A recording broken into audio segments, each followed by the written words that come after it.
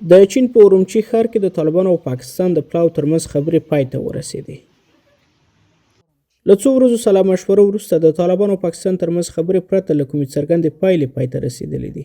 رویټرز او د چین رسنیو د دې هېواد د بهرنیو چارو وزارت د ویاندې له قبله راپور ورکړی چې دواړو لورو د وروستیو کړکېچونو د کمولو او د یوې هراړخیزې حل لارې د موندلو لپاره هوکړه کړې ده.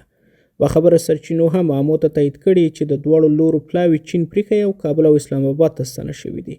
طالبان او پاکستان تر اوسه په رسمي ډول د دغو خبرو جزئیات نه دي خپاره کړي.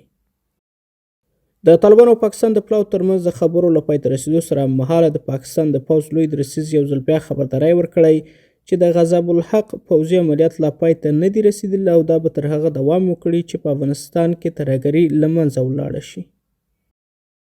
خو د طالبانو د بهرنیو چارو وزیر امیر خان متقي په کابل کې د منځنۍ اسیا هیوادونو د مشورتي غونډې په پای کې ویلي چې د افغانستان خاوره د هیڅ هیواد پر ضد نه ده کارول شوې او طالبان ژمن دي چې له پاکستان سره شخړې د خبرو له لارې پای ته ورسوي.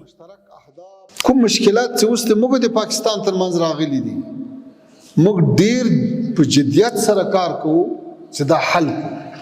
موږ مذاکراتو ته جدي یو، تفاهم ته جدي یو، حل لاره غواړو او امید ته پرمختګ وشي.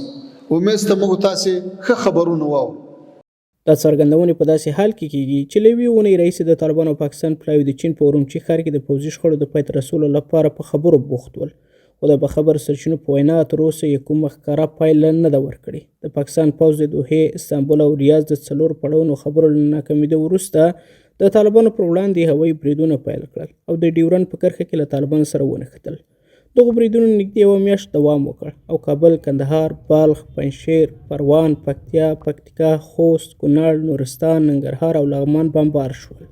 د پاکستان پوځ ادعا کړې چې وروستي بریدونه یې پوځي هدفونه لکه د طالبانو د روزنې مرکزونه، قلو اردوګانې او د ترهګرو پټنځایونه وو. خو طالبان وایي چې د دغو بریدونو تر ډیره ملکي وګړو ته زیان رسولی دی. په همدې حال کې د طالبانو مشر هیبت الله اخندزاده د پاکستان د پوځ د هوایي بریدونو او د ملکي تلفاتو په اړه تر اوسه کوم غبرګون نه دی ښودلی.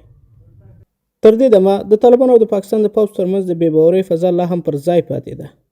په چین کې خبرو هم پایله ورنه کړه او پاکستان بیا هم د طالبانو پر وړاندې د پوځي عملیاتو پر دوام ټینګار کړی.